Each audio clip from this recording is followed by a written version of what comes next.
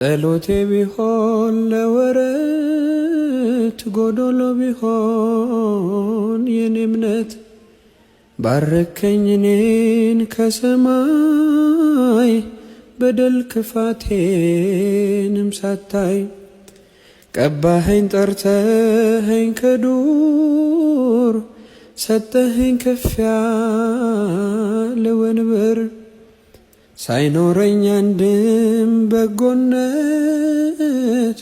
ባረከኝ በእጅ በረከት። እኔ አንተ ቤት እኔ አንተ ፊት የምቆም ሰው አይደለሁም፣ ግን ፍቅር ነህ ለዘላለም የሚመስል ማንም የለም።